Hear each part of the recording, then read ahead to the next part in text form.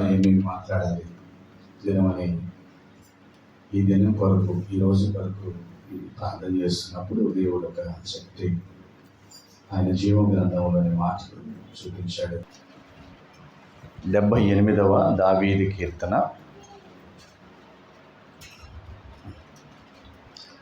1 నుండి 8 వచ్చిన ఎవరైనా చదవండి.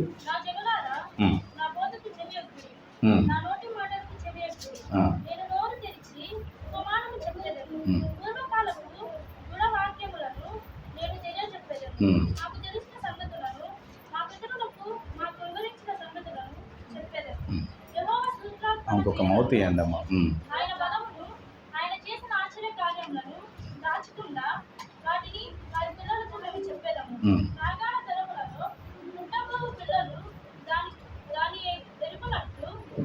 వారు లేచి తమ పిల్లలకు దానిని వివరించినట్లు వీరును దేవుని యందు నిరీక్షణ గలవారే దేవుని క్రియలను మరవకుండా యథార్థ హృదయములు కాక దేవుని విషయమై స్థిర మనసు లేని వారే తమ పితరుల వలె తిరగబడుటయు మూర్ఖతయు తిరగబాటు గల ఆ తరములు పోయి ఉండకయు వారు ఆయన ఆజ్ఞలను గైకొనున్నట్లు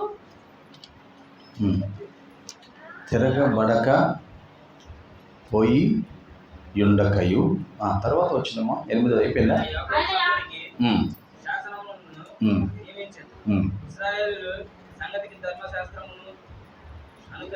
అనుగ్రహించాను. 8వ వచ్చిన వరకేనా? చదువు.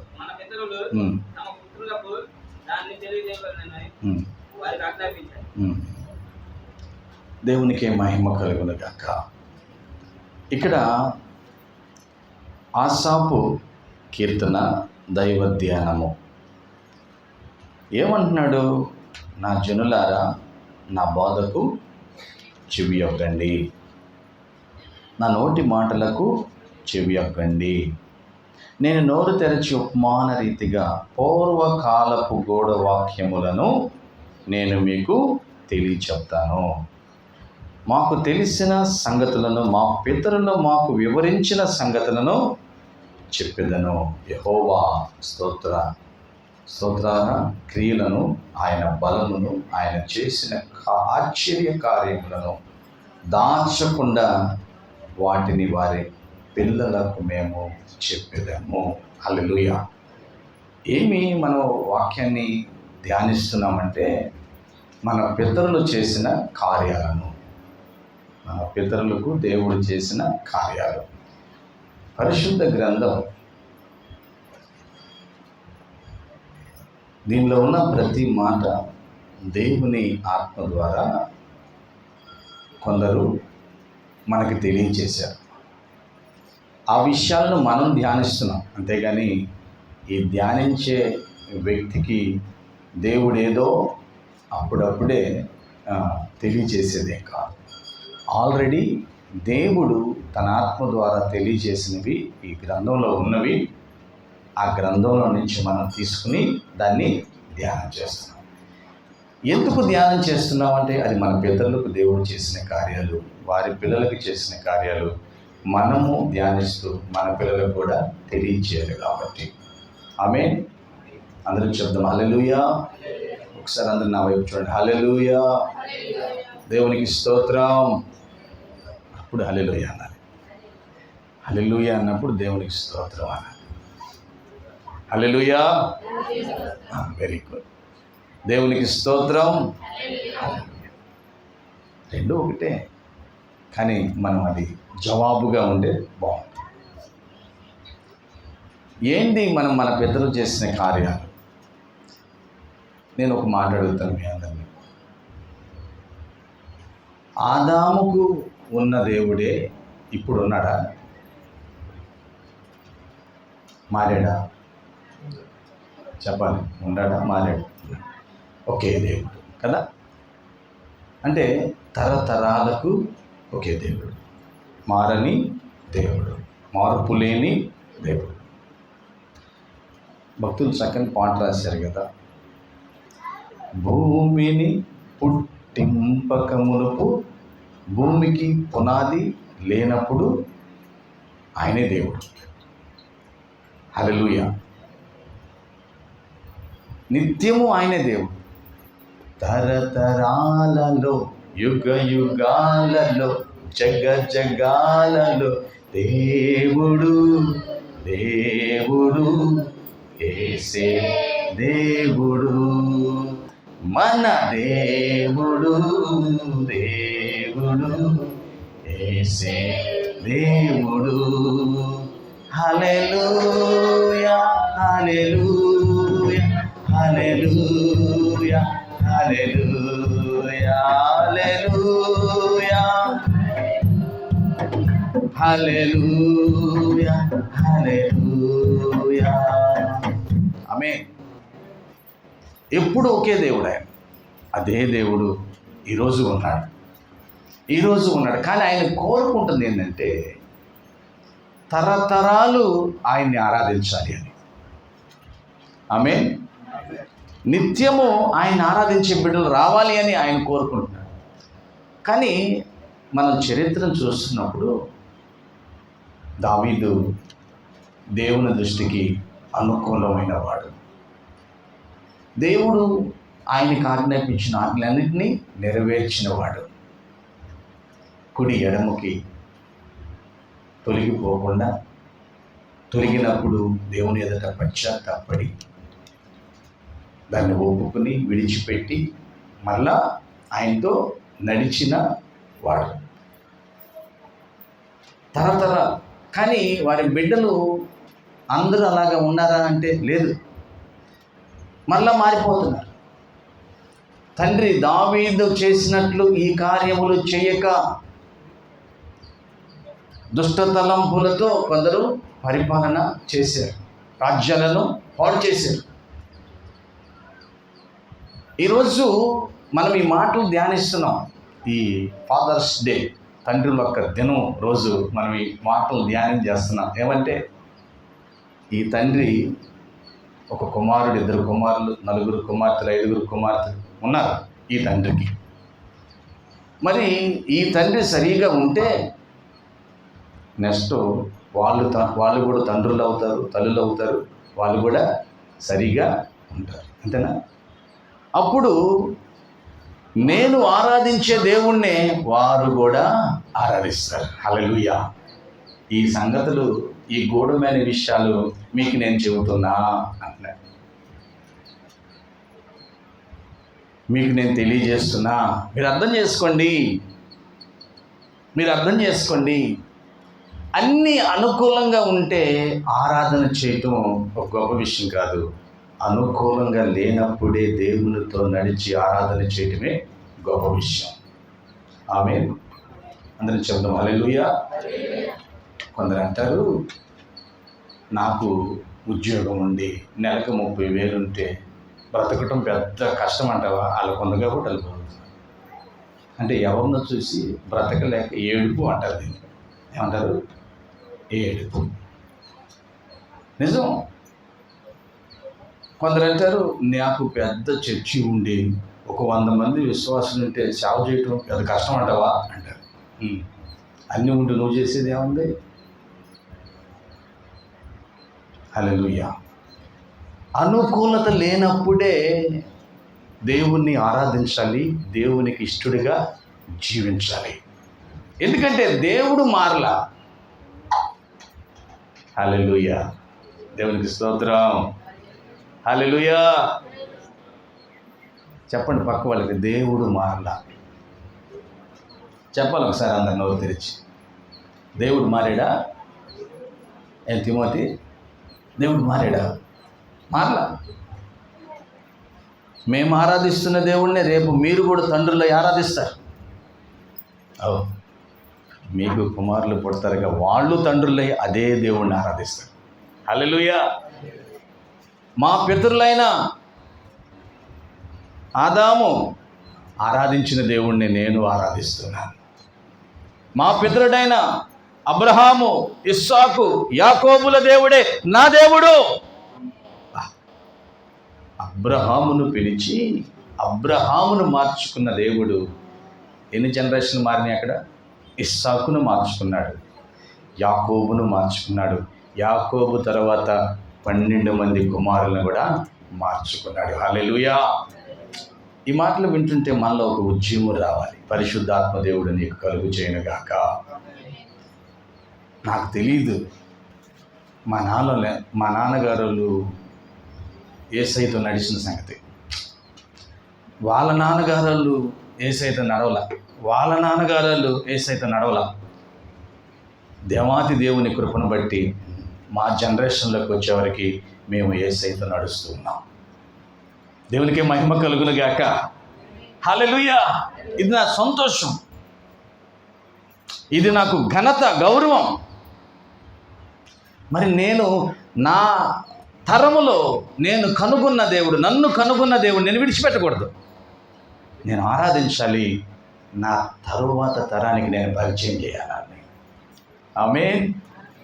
నా తరువాత తరానికి పరిచయం చేయాలి. ఒకసారి చూద్దాం, బైబిల్లో వాక్యాన్ని మీకు చూపిస్తాను. నేను యాబేలు గ్రంథం 1వ అధ్యాయం. యాబేలు గ్రంథము 1వ అధ్యాయం. తీసారా? ఎక్కడుందో తెలియదా? దానియేలు తర్వాత వెళ్తా ఉండండి, కనపడతాం. చెప్పండి. యాబేలు 1:1-3. పెద్దియేలు కుమారుడైన పెద్దలారా ఆలకించుడి, దేశపు కాపురస్తులారా మీ అందరూ చెవియొగ్గి వినండి. ఇలాంటి సంగతి మీ దినములలో కానీ మీ పితరుల దినములలో కానీ జరిగినదా? ఈ సంగతి మీ బిడ్డలకు తెలియజేయండి. వారు తమ బిడ్డలకును ఆ బిడ్డలు రాబో తరం వారికి తెలియచేది. ఎన్ని తరాలు చెప్పాడు ఇక్కడ? మీరు మీ బిడ్డలకి, వారు వాళ్ళ బిడ్డలకి, వారు రాబోయే వారికి 4 తరాలు. అంటే దేవుని యొక్క దృష్టి ఎన్ని తరాల మీద చూస్తున్నాడు? నీ దగ్గర నుంచి నువ్వు ఒక తరం, నీ బిడ్డలు, వాళ్ళ బిడ్డలు, ఆ తర్వాత. అంటే మనం చేయాల్సింది ఏంది ఇక్కడ? దేవుడు మనం తరాన్ని దర్శించాడు. హల్లెలూయా. మనం నీతిమంతుల తరంలో ఉన్నాం, రక్షించబడ్డ తరంలో ఉన్నాం. నువ్వు చేయాల్సింది ఏంది? నీ బిడ్డల తరంలోనికి ఆ దేవుణ్ణి పరిచయం చేయాలి. వాళ్ళకి చెప్పాలి మీరు మీ బిడ్డలకి పరిచయం చేయాలని. వాళ్ళకి చెప్పాలి మీరు మీ బిడ్డలకి పరిచయం చేయాలని. అప్పుడు తరతరాలలో, యుగ యుగాలలో, జగాలలో నా యేసే దేవుడికి ఇటు చపలు పెడదాం. హల్లెలూయా. నా యేసే దేవుడు, ఇంకెవరు లేరు. అంటే మనం చేసే ఒక్క పని ఏంది? మనము దేవుణ్ణి కనుగొన్నాం, మనల్ని దేవుడు కనుగొన్నాడు, మనం రక్షించబడ్డాం, మనం దీవించబడుతూ ఉన్నాం. మన బిడ్డలకి ఆ దేవుణ్ణి ఆరాధించే అవకాశాన్ని ఇవ్వాలి. హల్లెలూయా.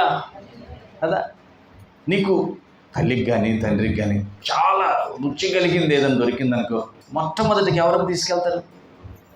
పిల్లలకే కదా, పిల్లలకే. మనం కొన్ని పక్షులను చూస్తాం, పాపం నోటితో పట్టుకుంటుంది కానీ తల్లి పక్షి తింటుందా? తినదు.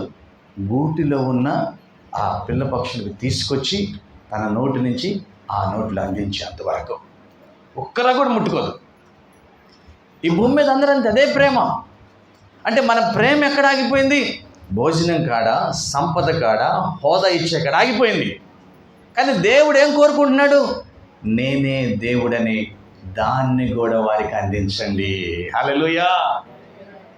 నేనే ఆరాధనకు యోగ్యుడని దాన్ని కూడా వారికి అందించండి. ఇది దేవుడు కోరుకుంటుంది. ఇది దేవుడు కోరుకుంటుంది. ప్రియదేవుని బిడ్డ, చూడండి ఒకసారి ఇక్కడ నిర్గమకాండంలో ఒక కుటుంబం గురించి మనం ఈరోజు కొద్దిగా క్షుణ్ణంగా నేర్చుకోవడానికి ప్రయత్నం చేద్దాం. నిర్గమకాండము 1వ అధ్యాయం 8వ వచనం. అప్పుడు ఏసేపును ఎరుగని క్రొత్త రాజు ఐగుప్తుని ఏలనారంభించెను. అతడు 11 నుంచి చదవన తర్వాత, కాబట్టి వారి మీద పెట్టిన భారములలో వారికి శ్రమ పెట్టకు. వెట్టి పనులు చేయించు ఉమ్, అధికారులను ఉమ్, వారి మీద ఉమ్, నియమింపగా ఆ, వారు ఫరో కొరకు ఉమ్, ధాన్యాదులను ఆ, నిలువ చేయు పీతోము రామేసేనను పట్టణములు కట్టిరి. అయినను ఐగుప్తులు వారిని శ్రమ పెట్టిన కొలది వారు విస్తరించి ప్రబలిరి గనుక వారు ఇశ్రాయేలుల అసహ్యపడిరి. ఇక్కడ మీ అందరూ తెలిసిందే ఈ వార్త. యోసేపు ప్రధానమంత్రి అయ్యాడు. హల్లెలూయా. యోసేపు ప్రధానమంత్రి అయ్యాడు. యోసేపు ప్రధానమంత్రి అయితే ఇశ్రాయేల్ ప్రజలే కాదు, ఐగుప్తులో ఉన్నారందరికీ సమృద్ధి కలిగింది. చాలా బాగుంది. వాళ్ళ రోజులు మంచి రోజులు వచ్చినాయి. చాలా మంచి రోజులు వచ్చినాయి వాళ్ళకి. ఇప్పుడు దాకా చాలా కష్టంగా ఉన్నారు. యోసేపు దేవుని జ్ఞానంతో కరువు నుంచి విడిపించే వరకు ప్రధానమంత్రిని చేశాడు ఐగుప్తులో రాజు. చాలా మంచి రోజులు వచ్చినాయి. ఇంతలో ఏమైపోయింది తెలుసా? మంచి రోజులు కాస్త గడ్డు దినాలుగా మారిపోయాయి. ఎందుకు? యోసేపుని ఎరుగని రాజు ఐగుప్తులో రాజు అయిపోయాడు. రాజు మారిపోయాడు. ఇప్పుడు ఇశ్రాయేల్ ప్రజల్ని పట్టించుకునేవాడు కాదు, ఇశ్రాయేల్ ప్రజల్ని శ్రమ పెట్టేవాడిగా మారాడు. శ్రమ పెడుతున్నాడు. ఎందుకు? ఐగుప్తుల కంటే మనకంటే వాళ్ళు ఎక్కువగా ఉన్నారు. రేపు ఒకవేళ వాళ్ళు ఎక్కువ యుద్ధం చేస్తారేమో మన మీద. కాబట్టి వాళ్ళని ఎక్కువ శ్రమ పెట్టండి. పనేం లేదు.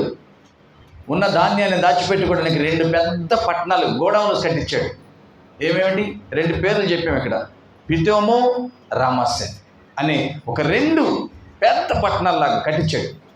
శ్రమ కోసమే, కేవలం పని ఇవ్వటానికి, వారిని నలగొడటానికి, ఇబ్బంది పెడటానికి ఇంకా కష్టపెడుతున్నారు. దేవుడే ఎంత గొప్పవాడంటే ఇశ్రాయేలు ప్రజలు శ్రమ పడుతున్న కొలది వారు ఇంకా విస్తరిస్తూ ఉన్నారంట. హల్లెలూయా. అంటే ఎక్కువగా శోధన వస్తున్న కొద్ది ఇంకా ప్రబలిపోతున్నారు. మనం ఈ సత్యం గురించి బాగా ఆలోచించాలి. అన్ని అనుకూలంగా ఉన్నప్పుడు కాదు మనం ఆరాధించేది, కష్టంగా ఉన్నప్పుడు ఆరాధిస్తేనే దేవుడు మనల్ని ఇంకా విస్తరింపజేస్తాడు. ఆమేన్.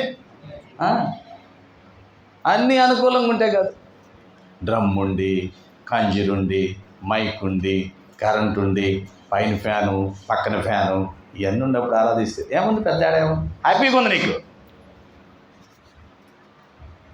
అన్నీ ఏం లేనప్పుడు ఆరాధన చేయాలి. పొద్దున మా పిల్లలు అక్కడికి వెళ్ళి బాక్స్ అవి పెట్టేసి రావటం కంప్లైంట్ ఇచ్చారు నాకు. పెద్ద కంప్లైంట్ ఏంటంటే, డాడీ కరెంట్ లేదు, అక్కడ ఫ్యాన్ తిరగట్లా, చీకటిగా ఉంది. అయితే డాడీ అక్కడ మందిరంలో కరెంట్ లేదు, ఫ్యాన్ తిరగట్లా, చీకటిగా ఉంది. అయితే ఏం చేద్దాం? కానీ అన్నీ ఉంటే ఆరాధన చేయటం కాదు, ఏమి లేనప్పుడు ఆరాధన చేయాలి. హల్లెలూయా. ఎస్.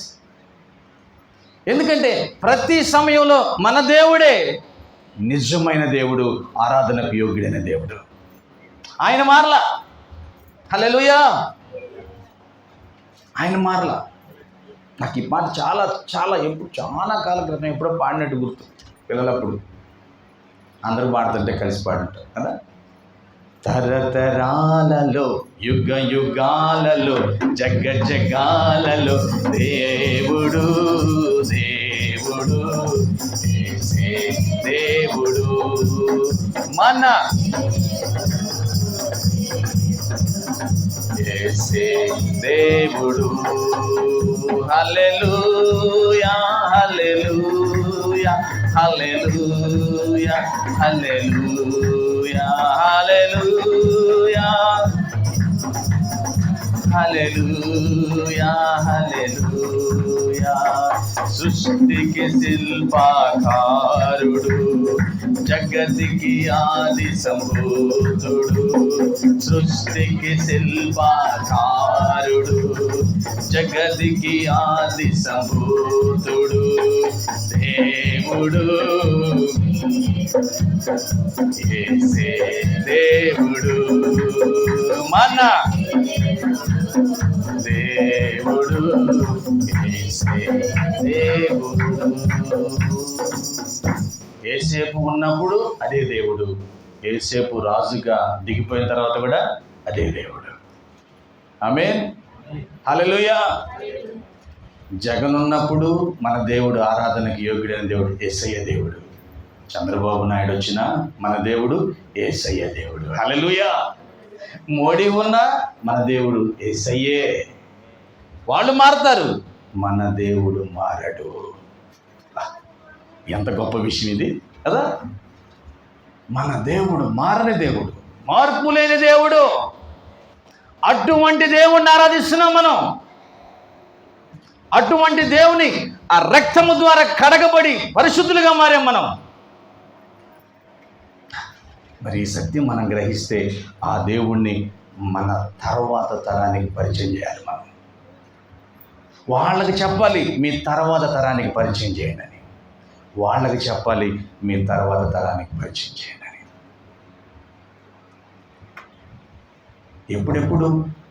ఎప్పుడెప్పుడు దేవుడు అంటాడు, ఈ ద్వితీయోపదేశ కాండంలో అంటాడు, మీరు అన్ని సమయాల్లో మీ బిడ్డలకు ఆ దేవుని గురించి చెప్పండి.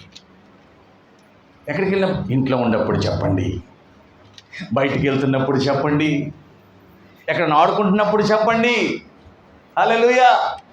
వాళ్ళ చేతులకి వాక్యం ఉండాలి, మీ దారబంధాలకి వాక్యం ఉండాలి, మీ గృహాల్లో వాక్యం ఉండాలి. ఎక్కడ కనపడితే, ఎక్కడ అవకాశం ఉంటే అక్కడ మీరు ఆరాధించే దేవుని గురించి మీ బిడ్డలకు చెప్పండి.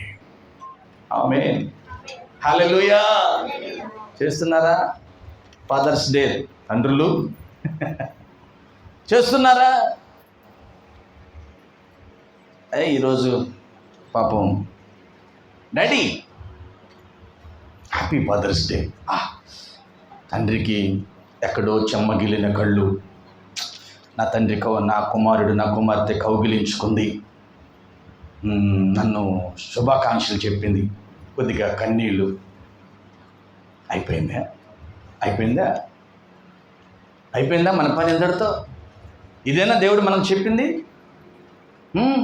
దేవుడు తండ్రులకు ఒక మాట చెబుతున్నాడు, మీరు ఆరాధిస్తున్న దేవుడు నేను. ఆ దేవుడిని ఏం చేయాలి? మీ పిల్లలకు పరిచయం చేయాలి. హల్లెలూయా. ఇశ్రాయేలు దేశంలో భయంకరమైన శ్రమ, భయంకరమైన కష్టం వస్తున్నప్పటికీ వాళ్ళు ఎంతగా ఉన్నారంటే, నెక్స్ట్ జనరేషన్ లేకుండా చేయాలనుకున్నాడు అక్కడున్న రాజు. ఈ దేవుడిని ఆరాధించే వాళ్ళు ఎంతటితో ఆగిపోవాలి, ఇక రాకూడదు, అంతే, ఇక పుట్టకూడదు. ఇద్దరు మందసానుల పేర్లు రాయబడి ఉంది బైబిల్లో. అబ్బాయి ఎంత చక్కని వాడాడు. బైబిల్లోనే వాళ్ళ పేర్లు రాశారంటే నిజంగా వాళ్ళు గొప్పవాళ్ళే. ఆమేన్. షిఫ్రా, హూరియా. షిఫ్రా, హూరియా ఐగుప్తు దేశంలో మంత్రసానులు.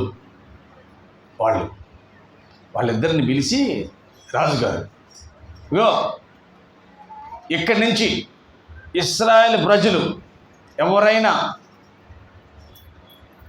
డెలివరీ టైంలో ఉంటే, కానుపు పీటల మీద ఉన్నప్పుడే, వాళ్ళు మగ శిశువుని కంటూ ఉన్నప్పుడే ఆ శిశువుని చంపేది. మగవాళ్ళైతే చంపేది, ఆడవాళ్ళైతే వదిలేసేది. వాళ్ళ వల్ల మనకు పెద్ద ప్రమాదం ఏం లేదు. అర్థమైందా? ఆడవాళ్ళని అయితే వదిలేసేయి, మగవాళ్ళని అయితే చంపేయి. ఎందుకంటే వాళ్ళ వల్ల జనరేషన్ వస్తుంది, వంశాలు వస్తాయి, తరాలు వస్తాయి. అర్థమైందా? చంపేయి అని అన్నాడు. వాళ్ళకంట దేవుడు అంటే భయం అంట. ఏడు చెప్పలు కొడతాం. హల్లెలూయా. ఐగుప్తు దేశములో అన్యులుగా పిలువబడుతున్న షిఫ్రా పూరియాకి ఎవరంటే భయం అంటే, నేను ఆరాధించే దేవుడు అంటే భయం. ఎలా కలిగింది? ఇశ్రాయేలు ప్రజలతో స్నేహం చేస్తే అర్థమైంది. వాళ్ళు ఎవరిని చంపల, ఏ మగ బిడ్డని చంపల. రాజుగారు పిలిచి, ఏమి రాజు ఆజ్ఞగా నేను మీకు ఆజ్ఞాపించే కదా చంపేమని, ఎందుకని చంపలేదు అని అంటే వాళ్ళు చెప్పిన సమాధానం తెలుసా? రాజుగారు వింటున్నారా? ఎంతమంది వింటున్నారా? రాజుగారు, మన ఐగుప్తు స్త్రీల వంటి వారి కాదు ఇశ్రాయేలు స్త్రీలు, వాళ్ళు జ్ఞానవంతులు, బలవంతులు. మేము వెళ్ళే వరకు వాళ్ళు కనేస్తున్నారు. వాళ్ళు చాలా బలవంతులు, మనలాగా కాదు వాళ్ళు. అంటే రాజుగారికి చెబుతున్న మాట ఏంది? మనోళ్ళు పనికి మనోళ్ళు అని చెబుతుంది. అంతేనా? నేను తప్పు మాట్లాడానా? ఐగుప్తు స్త్రీలు పనికి మాలని చెబుతున్నారు వీళ్ళు. ఇశ్రాయేలు స్త్రీలు జ్ఞానవంతులు అని చెబుతున్నారు వీళ్ళు. అంటే వాళ్ళ సహోదరుల్ని వాళ్ళు తప్పు పడుతున్నారు. ఎందుకంటే చూసా, దేవుని మీద ఉన్న ప్రేమతో, దేవుని మీద ఉన్న భయం భక్తితో. హల్లెలూయా. ఆ సమయంలో ఇక లాభం లేదు, వీళ్ళ వల్ల కాలేదని చెప్పి రాజుగారు సైన్యాన్ని పంపించి 2 సంవత్సరాల లోపు ఎవరైనా పిల్లలు కనపడితే చంపేసి ఆ లైన్లో పడైనరా. ఎవరు ఉండడానికి లేదు ఇశ్రాయేల్ ప్రజలు. నెక్స్ట్ జనరేషన్ రాకూడదు. ఇప్పుడు ప్రపంచవ్యాప్తంగా జరుగుతుంది ఇది కాదు. యవనస్తులున్న ఇంట్లో ఏ తల్లిదండ్రులు ఏడవకుండా ఉన్నారు? ఒక ఇల్లు చూపించండి నాకు. క్రైస్తవులలో మాత్రమే సంతోషంగా ఉండాలి. గట్టిగా చెప్పలు పెడతాం హల్లెలూయా. ఇది నా ఘనతగా గంభీరంగా చెప్పగలను నేను. వారి తల్లిదండ్రులు నిజంగా దేవుణ్ణి ఆరాధిస్తున్న వ్యక్తులైతే, సత్యాన్ని గ్రహించిన వ్యక్తులైతే ఆ బిడ్డలను కూడా పరిచయం చేస్తున్నారు. ఆ కుటుంబాలే సంతోషంగా ఉన్నాయి. అంతే. చాలామంది సంతోషంగా ఉన్నట్టు డబ్బుతోనూ, అధికారంతోనూ, హోదాతోనూ ఉన్నారు, కానీ అంతరంగంగా వేదన పడుతున్నారు తల్లిదండ్రులు యవ్వనస్తులైన బిడ్డలను బట్టి.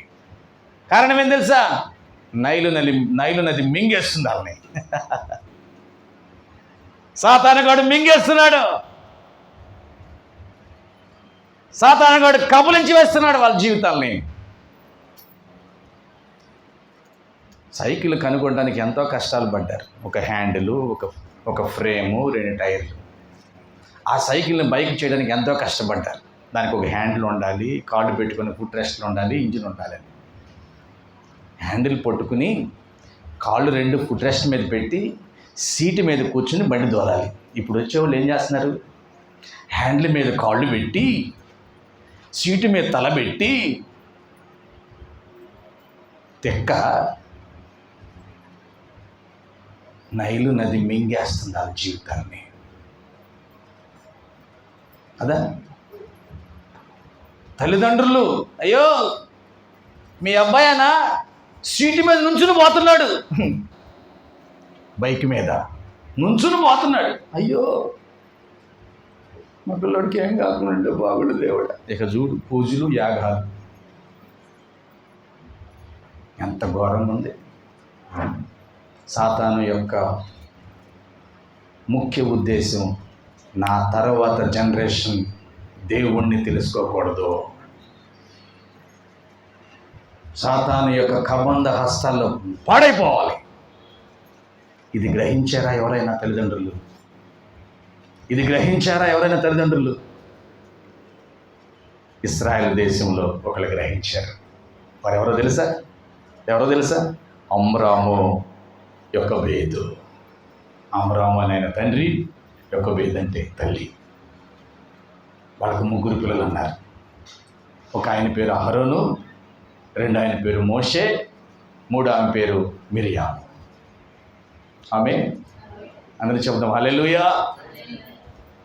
ఎంత వధ జరుగుతుంటే మా పిల్లోడు చనిపోవడానికి వీల్లేదు, మా పిల్లోడిని మేము కాపాడుకుంటాం. ఎలా కాపాడుతావు? కనపడితే కత్తితో నరికి మొక్కలు తీసుకెళ్ళి నైల్ నదిలో పడేస్తున్నారు. ఎలా కాపాడుతావు? కాపాడుతా. ఓ జమ్ము పెట్టి చేశారు, బురద మట్టి కీలు ఆ జమ్ము పెట్టి పూసారు. ఏ నైల్ నదులు అయితే మొక్కలు కట్ చేసి పిల్లల్ని పడేస్తున్నారో ఆ నైల్ నదులనే దాచిపెట్టారు. ఎంత నమ్మకం అండి! నా దేవుడు, మేము ఆరాధిస్తే దేవుడు మమ్మల్ని కాపాడాడు, మా తర్వాత మా బిడ్డలను కూడా కాపాడతాడు. వీడు చెప్పలు కొడతాం హల్లెలూయా. ఎంత నమ్మకం! నువ్వు నిజంగా దేవుడిని ఆరాధించే వ్యక్తివైతే నీ బిడ్డలు రక్షించబడతారని నీకు ఆ నమ్మకం ఉంటుంది. అంతే. దానికి మనం చేయాల్సిందేంది? అమ్రాము యొకోబేదు ఏం చేశారు? జాగ్రత్త చేశారు. ఒక జమ్ము పెట్టి చేశారు, దానికి మచ్చికీలు పూశారు, ఒక వాడలాగా. దానికి ఒక ఆయిల్గా ఉంటుంది. అది మీకు తెలుసా? ఈ నది దగ్గర ఈ ఆయిల్గా బురద దొరుకుతుందని ఒక వ్యక్తి చూసి ఇక్కడ ఏదో ఆయిల్గా ఉందని చెప్పి అక్కడికి రీఛార్జ్ చేస్తే అక్కడ పెట్రోల్ దొరికింది. ప్రపంచవ్యాప్తంగా ఇప్పుడు అదే మనకు దొరుకుతుంది.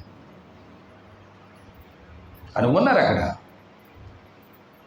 అది ఉండటం వల్ల ఆ మట్టి నానదు, నీళ్ళలో నానదు. అందుకనే ఆ మట్టి కీలు దానికి పూసి వదిలిపెట్టింది. అలే మిరిమా తమ్ముడు ఆడున్నాడు, నువ్వు వాడికి వచ్చి చూస్తా ఉన్నాడు. అరిచినప్పుడు ఎవరికి కనపడకుండా పాల డబ్బాయి, నువ్వు జాగ్రత్త, జమ్ము పక్కనే ఉన్నాడు పెట్టి, నువ్వు పక్క నుండి ఊరికి కనపడకుండా కనిపెట్టు అని మిరియమ్మకి చెప్పారు. వాళ్ళ అక్కకి ఆమె కనిపెడతా ఉంది. దేవుడు అంత మంచి దేవుడు. హల్లెలూయా. ఇంతలో రాజుగారి కూతురు స్నానం చేయడానికి వచ్చింది. ఎవరితో? ఫ్రెండ్స్, చెలికెత్తులతో స్నానం చేస్తుంటే పిల్లవాడు ఎక్కడో ఏడుపులాగా వినపడతా ఉంది. ఏందని దేవుడు అడిగితే జమ్ము పెట్టి, ఏందని ఓపెన్ చేస్తే దాంట్లో మగ పిల్లవాడు. అరే వెంటనే ఏమనిపించాలి? మా నాన్న అందరం చంపేస్తున్నాడు కదా, ఇది కూడా చంపేయాలి అనిపించాలా వద్దా? అనిపించాలా. కానీ ఆ పిల్లవాడి కళ్ళల్లోకి చూసేవారికి రాజుగారి కుమార్తె హృదయం మారిపోయింది. హల్లెలూయా. కారణం ఏందో తెలుసా? అమ్రాము యొకోబేదు యొక్క విశ్వాసం. నా పిల్లోడు రక్షించబడాలి, అంతే. శత్రువు కూడా మిత్రుగా మారిపోతాడు, అంతే. శత్రువు ఇప్పుడు వాస్తవంగా చెప్ప, డాడీ వీళ్ళెవరో భలే దాచిపెట్టారు డాడీ నీకు తెలియకుండా అని చెప్పాలా లేదా? చెప్పిందా? చెప్పలా? ఎవర్రా ఈ పిల్లాడు? ఖచ్చితంగా ఎవ్రీడే మా డాడీకి భయపడి దాచిపెట్టారు అనుకుంది. అనుకునే లేపు మిరియాం మెల్లికి వస్తుంది, మన రూతులాగా అక్కడి నుండి సందులో కూడా దాక్కుంటూ వచ్చింది. ఏందమ్మా, మీకు ఇష్టమైతే ఆ బాబుని పెంచడానికి నేను ఒక ఆమెను తీసుకొస్తా, మంచిది. నేను రాజ్యానికి తీసుకెళ్తే మంచిది కాదు, నువ్వెవరైనా తీసుకురా, ఆమెకి నేను జీతం ఇస్తా పెంచటానికి. హల్లెలూయా. ఈ మెల్లి ఎవరు తెచ్చింది? వాళ్ళ అమ్మనే తెచ్చింది. ఐగుప్తులు ఎర్రోళ్ళ కాదా? మన మాట కదా, ఎర్రోళ్ళు. తల్లికే జీతం ఇచ్చింది. ఇప్పుడు పెంచింది తల్లి దేవుని యొక్క పెంపకంలో. వీడు చెప్పకూడదు హల్లెలూయా.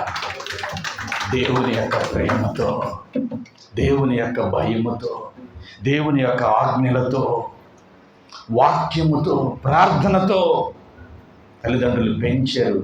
మోషేని పెద్దవాడైపోయాడు. రాజ్యానికి వెళ్ళాడు, అక్కడ రాకుమారుడైపోయాడు. కానీ తన లోన ఏముంది తెలుసా? దేవుని వాక్యం. దేవునికి మహిమ కలుగును గాక. దేవుని వాక్యం. ఆ వాక్యము ఇశ్రాయేలు ప్రజల్ని చెర నుంచి విడిపించే విధంగా మార్చింది మోషేని. అంటే అమ్రాము యొకోబేదు దేవుడు వారికి ఇచ్చిన ఆ రక్షణ ఆశీర్వాదాన్ని ఎవరికి ఇచ్చారు? వాళ్ళ బిడ్డలకి పరిచయం చేశారు. ప్రియ తండ్రి, తల్లి, ఈ పనిలో ఉండవు నువ్వు. అసలు హాస్టల్లో వదిలిపెట్టాం, వాడు జాత అనుకుంటారా? నెలకు ఒకసారి వెళ్ళి కారం బూంది, ఏ జనం మధ్యలో హల్లెలూయా, మంచి పలావు, చేసి సరిపోయిందా? తల్లులు తండ్రులు అడుగుతున్నా ప్రేమతో మిమ్మల్ని, నువ్వు సంపాదించి ఒక ఇంజనీరింగ్ చేస్తే సరిపోయిందా? నీ కుమారుణ్ణి ఇంజనీరింగ్ చేస్తే సరిపోదు. నీవు కలిగి ఉన్న దేవుణ్ణి అతను కలిగి ఉన్నాడో లేదో కనుగొని ఆరాధించే వ్యక్తిగా మార్చాలి నువ్వు. అది నీ పని. ఎందుకంటే నైలు నది రెడీగా ఉంది నీ పిల్లల్ని మింగేయటానికి. సాతాను కూడా సిద్ధంగా ఉన్నాడు నీ పిల్లల్ని మింగేయటానికి. ఎవడు దొరుకుతాడా? బండి మీద హ్యాండిల్ చేతులతో పట్టుకోకుండా పైకి లేచి నుంచుని నడుపుతున్న వ్యక్తి ఎవడు దొరుకుతాడా అని చూస్తున్నారు. ఏమండి, మన భారతదేశంలో ఉన్న రోడ్లకి ఎన్ని కిలోమీటర్ల స్పీడ్ వెళ్ళొచ్చు గంటకి? మన భారతదేశంలో ఉన్న రోడ్లకి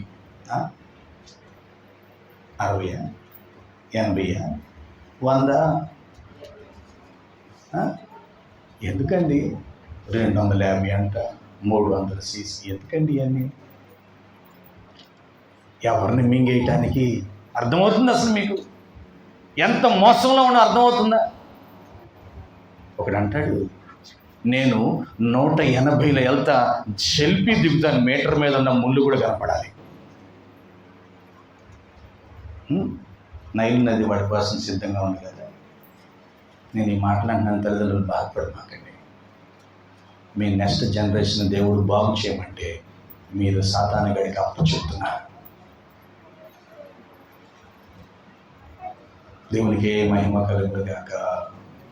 అందరూ చెబుదాం హల్లెలూయా, హల్లెలూయా. తరతరాలలో యుగ యుగాలలో జగ జగాలలో దేవుడు యేసే దేవుడు మన యేసే దేవుడు.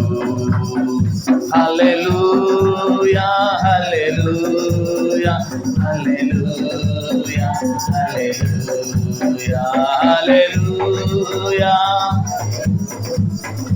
హల్లెలూయా, హల్లెలూయా. మా తల్లిదండ్రులు ఆ ముగ్గురు బిడ్డల్ని ఎట్లా చేశారు తెలుసా? డాక్టరు, ఇంజనీరు, పైలట్, ఇంకేమన్నా నాన్న పెద్ద పెద్ద కలెక్టరు. ఈ జైలా ఎవరు? అమ్రాము, యొకోబేదు. ఏం చేశారు తెలుసా? వాళ్ళ పిల్లల్ని ఏం చేశారు? ఒక ఆమె మిరియం, ప్రవక్తి, వర్షిప్ లీడర్. హల్లెలూయా. ఎదురుండే సముద్రాలు 2గా చీలినమ్మ. ఇప్పుడైనా పాడాం మనం ఆ పాట. ఆ 2గా చీలిన తర్వాత ఆ కంజీలు తీసుకుంది, అంది, సౌండ్ వచ్చింది. అందరు ఆడలు వెనక్కి వచ్చారు. ఇక రండి అంది. పాట పాడుతూ డ్యాన్స్ వేస్తూ ముందు మిరియాం వెళ్తుంటే వెనకాల స్త్రీలందరూ వెంబడించారంట. బైబిల్లో మొట్టమొదటి పాట పాడి ఆరాధన చేసి తంబురతో ఆరాధన చేసిన స్త్రీ మిరియాము. దేవునికి మహిమ కలుగును గాక. తల్లిదండ్రులు ఎంత సంతోషం అండి. హల్లెలూయా చెప్పండి ఒకసారి, హల్లెలూయా.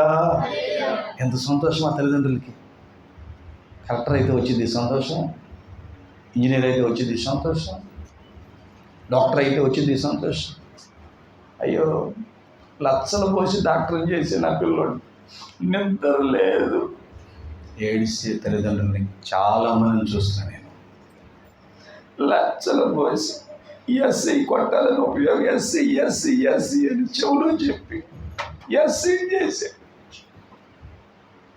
నక్సలైట్లు ఎప్పుడు చంపేస్తారంట. మా అబ్బాయి పేరు కూడా ఉందంట నక్సలైట్ లిస్టులో. ఏడుస్తున్నారు తల్లిదండ్రులు. నిజమా కదా? చెప్పండి ఒకసారి. నిజం. ఈ లిస్టులో ఉన్నారు కొంతమంది పోలీసులు. వాళ్ళ తల్లిదండ్రులు ఏడుస్తున్నారు. ఆ ఉద్యోగం రావటానికి, ఆ హోదా రావడానికి ఎంతో ప్రయాసపడ్డారు తల్లిదండ్రులు. కానీ ఇప్పుడు ఏడుస్తున్నారు. అది దేవుణ్ణి పరిచయం చేస్తుంటే, దేవుణ్ణి ఆరాధించే బిడ్డగా నువ్వు మార్చుంటే ఎక్కడున్నా కష్టాలు కన్నీళ్ళంతా కంప్లీట్గా పోవునమ్మా. కంప్లీట్గా పోవునమ్మా, భయము తొలగెనమా, పరలోకం కాంచునమ్మా, భయము తొలగెనమా, పరలోకం కాంచునమ్మా. సకల లోక దైవం నా ప్రేమ హృదయ దీపం, నా ప్రేమ హృదయ దీపం. యేసు నాలో ఉండెనను తలంపుతో, హృదయం తుల్లేనమ్మా, స్తోత్రమని చెప్పేనమ్మా, హృదయం స్తోత్రమని చెప్పేనమ్మా. ఆహా ఓహో లలలా, హ్యాపీ కదా, ఎంత సంతోషం. తల్లిదండ్రులు ప్రేమతో చెబుతున్నాను మీకు, ఒక అమ్రాము యోకోబేదులాగా మనందరం ఉండాలి. హల్లెలూయా. అహరోను యాజకుడు, మొట్టమొదటి బైబిల్లో యాజకత్వానికి మూలమైన యాజకుడు అసలు ఎలా ఉండాలో డ్రెస్సును కూడా ఆయనే ఫస్ట్ వేసుకున్నాడు. ఎవరికి తెలియదు. మొట్టమొదటి యాజకుడు అహరోను తర్వాతే యాజకత్వం స్టార్ట్ అయింది. అహరోను డ్రెస్ ఎలా ఉండాలి నీకు ఈ కొలతలో? ఫస్ట్ యాజకుడు ఎవరు? అమ్రాము యోకోబేదు కుమారుడు. తల్లిదండ్రులు, మన పిల్లలు అలా ఉంటే అంత బాగుండు కదా. ప్రశాంతంగా పడుకోవచ్చు, మనం ప్రశాంతంగా వేసైనా ఆరాధన చేయొచ్చు కదా. మారుస్తారు మరి రీతిగా. మోషే ఎవరు? మోషే రాబోయే యేసుక్రీస్తుకు ప్రతిబింబమైన, హల్లెలూయా, రాబోయే రక్షకుడికి ప్రతిబింబం మోషే నాయకుడు, ప్రవక్త. మోషేని దేవుడిని నిదానించి చూసిన వ్యక్తి. దేవుడు మోషే గురించి ఏం సాక్ష్యం చెప్పాడు తెలుసా? ఈయన నా ఇల్లంతటా నమ్మకమైన వాడు. దేవుడు నీ బిడ్డల గురించి మాట జీవితం అంత బాగుండు. హల్లెలూయా. తల్లిదండ్రులు కదా, నా బిడ్డల గురించి నా దేవుడు, మీ జోసఫ్ నెంబర్ 1.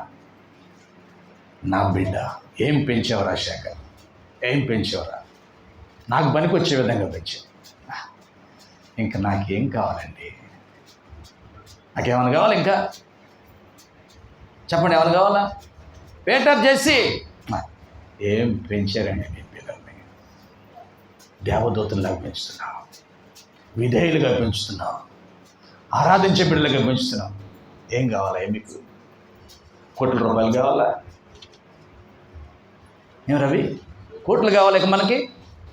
ఈ మాట చాలదా? అమ్రాము యోకోబేదుని దేవుడు ఇలాగానే ఉంటాడే కదా. అబ్బా,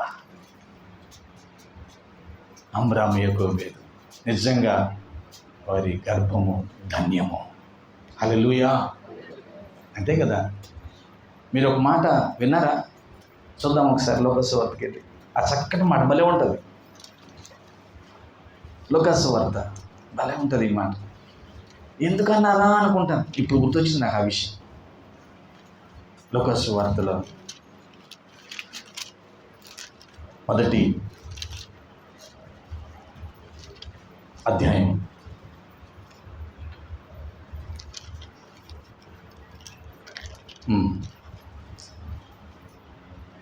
39వ వచనం. ఆ దినముల యందు మరియ లేచి యూదా ప్రదేశములోని కొండ సీమలోనున్న ఒక ఊరికి త్వరగా వెళ్ళి జకరియా ఇంట్లో ప్రవేశించి ఎలిజబెత్కు వందనము చేసినది.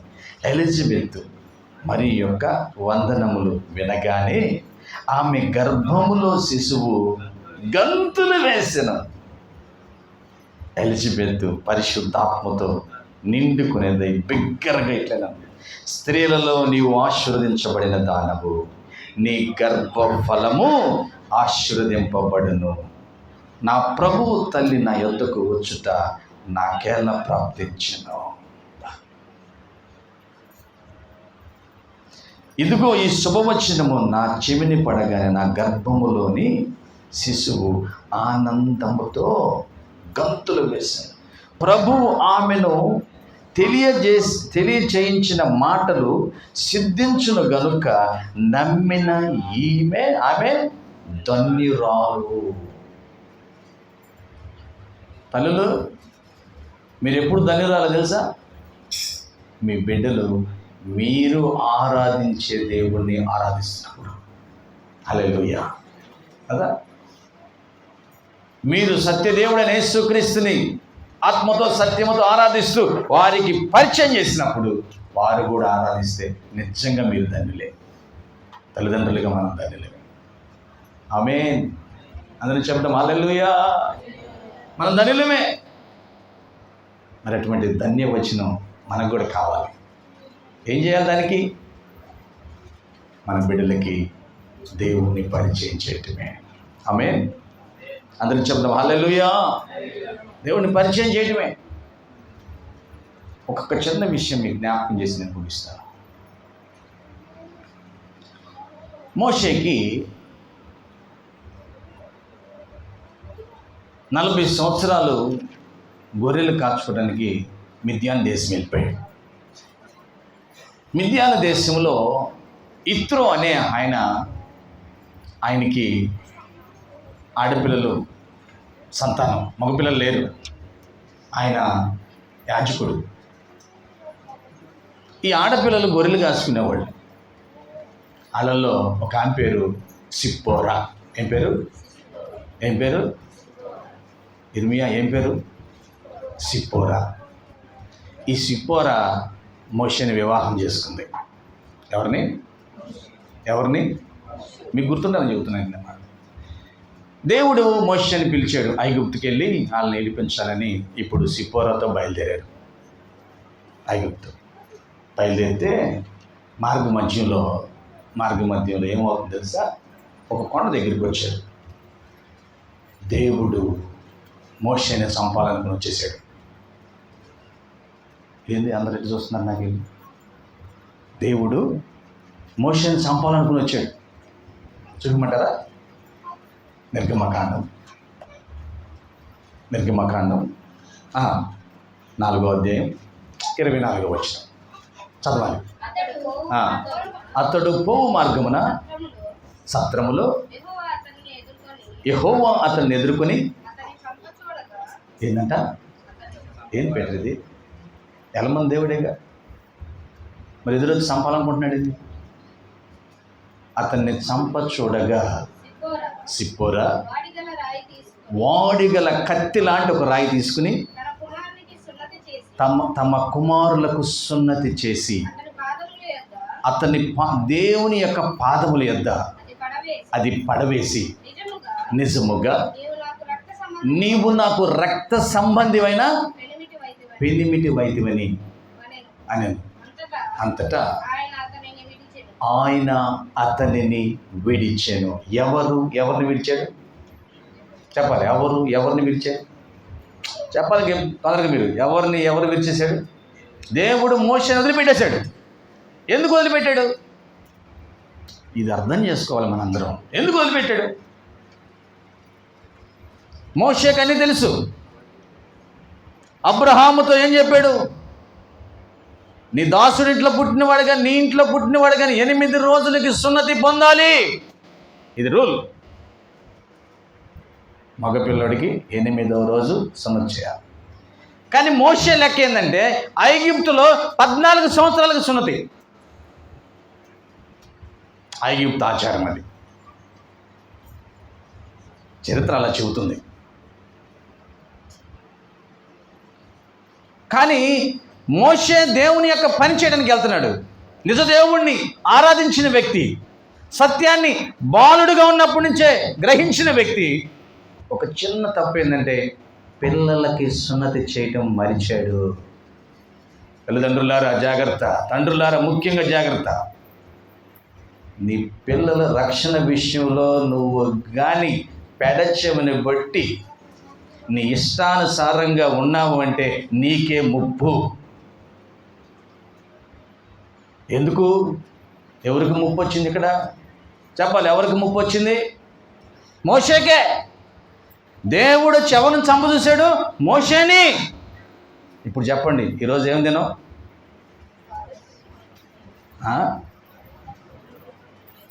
నిజమైంది. మీ పిల్లలు కానీ తండ్రులుగా ఉండి లెక్కలేనట్టు వదిలిపెడితే నువ్వు అనుకున్న దినమైంది. నిజమా కదా?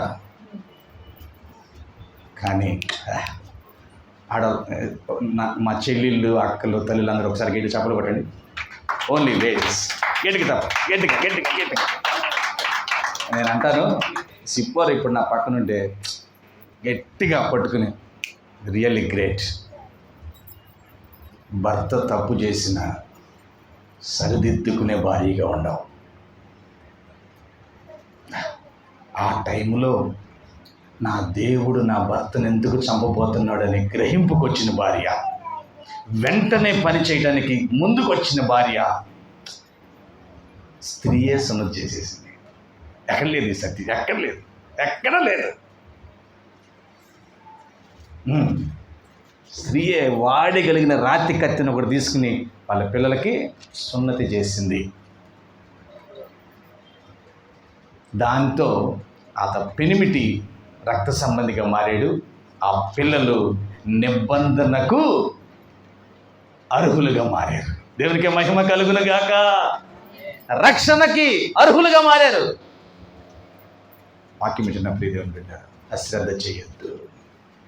సంపాదన కోసం, హోదా కోసం తల్లిదండ్రులు నిద్రలో మాని, ఆకలి మాని పరిగెడుతున్నారు. మంచిదే, దానికంటే మంచిది నీవు ఆరాధిస్తున్న నిజదేవుడైన యేసుక్రీస్తుని నీ బిడ్డలకు పరిచయం చేయడం మంచిది.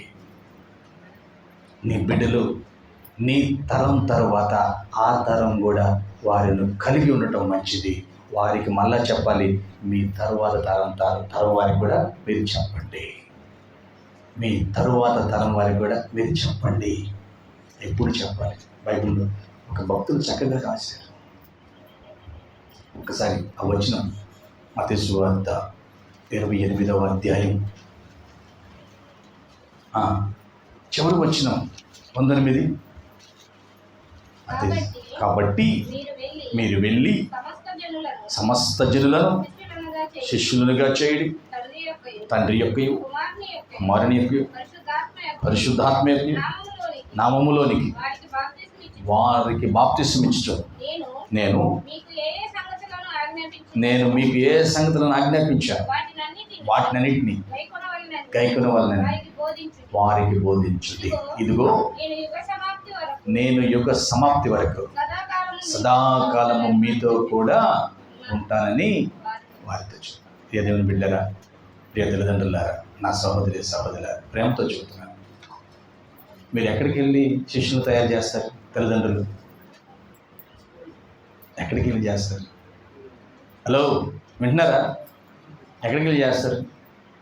సరిగ్గా ప్రార్థనకి రామంటారు. శిష్యులు మీటింగ్ ఉందంటే అసలు కదలరు. మరి ఎక్కడికి వెళ్ళి చేస్తారు?